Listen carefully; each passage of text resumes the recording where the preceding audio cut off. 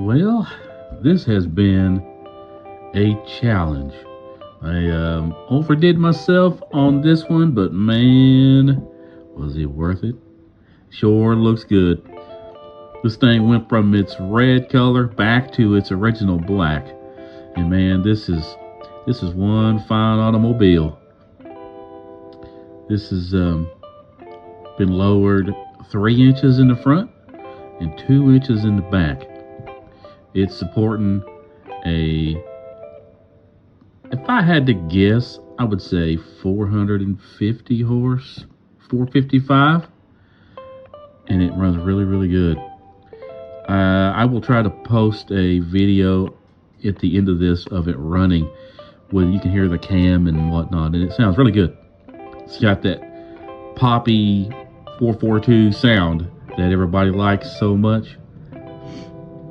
Now, let's look at this interior. This is 100% original 1969 Oldsmobile 442 red interior, untouched.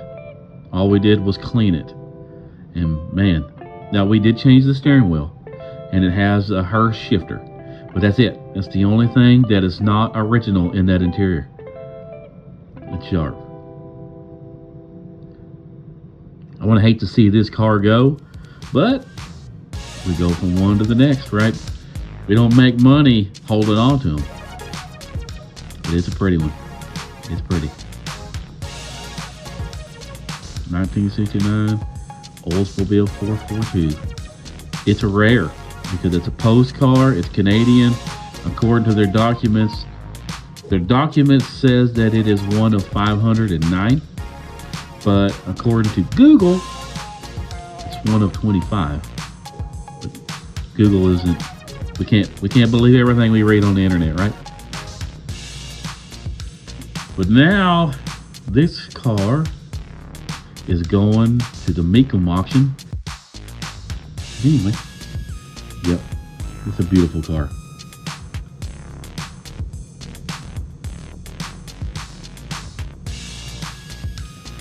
It came a long ways from that red, and it looked okay red, but man, is it popping black. It just shows off those lines that makes this car so nice. Anyway, hope you enjoy these next couple of pictures of the putting together. We're going to go through the painting process, and I'm just going to show a couple of clips because it happened so fast toward the end that I didn't have time to record. But we're going to post what we can, and then I will put a couple of videos and pictures of it in the auction. So anyway, I hope you enjoy the rest of these clips and whatnot.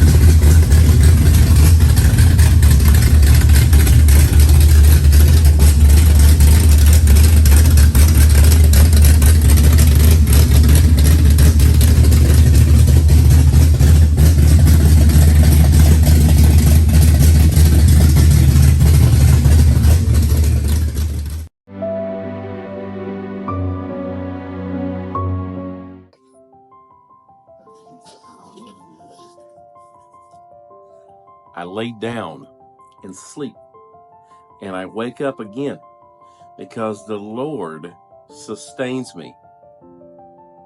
I will not fear the tens of thousands drawn up against me on either side. Now see, sleep does not come easy during a crisis. David, who is speaking here, has sleepless nights when his son rebelled and gathered an army to kill him. But he slept peacefully, even during the rebellion. What made the difference? David cried out to the Lord, and the Lord heard him. The assurance of answered prayers brings peace. It is easier to sleep when we have full assurance that God is in control of all circumstances. If you are lying awake at night, worrying about circumstances that you cannot change, pour out your heart to God and thank Him that He is in control. The sleep will return. Remember, if you have time to worry, then you have time to pray. All right, back to the shop.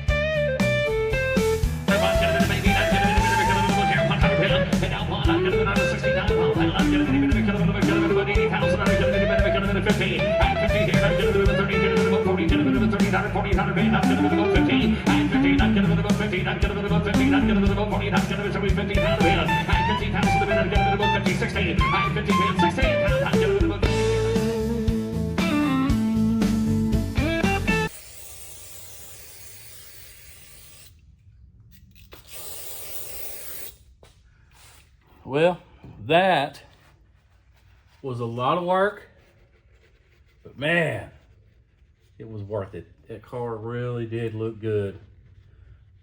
We had the car blown apart and decided, well, since we got it tore this far down, let's go ahead and paint it back original. And it was worth it. It was a lot of work, but the whole experience overall, man, I would do it again. I think it was worth that. But the next ones we're going to do are not going to be as detailed. We almost, without doing floorboards and redoing the interior, but we did rebuild the front suspension. We did all new suspension parts, ball joints, sway bar end links, everything's new. And then it was all painted up and it was lowered with new springs. We didn't cheap out and cut the springs down. But you know, overall, the car, I think it really needed all that. The car it's a rare car, but it's not a Chevelle, so it's not a Camaro, it's not a Mustang. So it's a desirable car to somebody looking for that car, if that makes sense. And then to take it to the Mecum auction and deal with people that has a little bit of money, and they walk around and they know what they want and they're asking questions, and you've got people coming in from 10 different directions. What is this, the original paint? When was the last time it was painted? Is that motor stock? Is that thing a 4-speed car? All the questions that are hammered at you all at one time. But the experience, it might have been nerve-wracking, but it was enjoyable, and we're going to do it again. Next car, I will post a picture of it right here. But this next car is it's the same thing. It's a 429 Torino, and it is 500 horsepower, loud, it's in your face, but it's a Torino and it's a 71. So we've got to try to make it look and have the feel of something desirable amongst the Chevelles and the Camaros and the Mustangs. You've got to make it stand out. And so we're going to do this one in orange. We're going to try to make it loud, as in stand out above the crowd, but we're going to do it on a budget. The whole point and the concept is to build really nice things yourself on a budget and be proud of it, to take it to the car shows and take it down to your local coffee car meets and all the things. Take it on a trip. We want to do hot rod power tour. We want to take this truck right here. This is my son's truck, and we're going to put it on the channel, and we're going to make it. We've got a goal. We're going to make this truck the coolest brick nose Ford, because nobody builds one of these. It's the wrong year. But we're going to make it stand above. We're going to have that hot rod truck that nobody else has, and we're going to do it as cool as we can on a budget. Budget doesn't mean cheap. It just means we're going to do it ourselves as inexpensive without spending thousands and thousands and thousands of dollars. That Oldsmobile, we built that car as cheap as we could, but you see the end result. That car was not a high-end build. We didn't spend $10,000 building the car.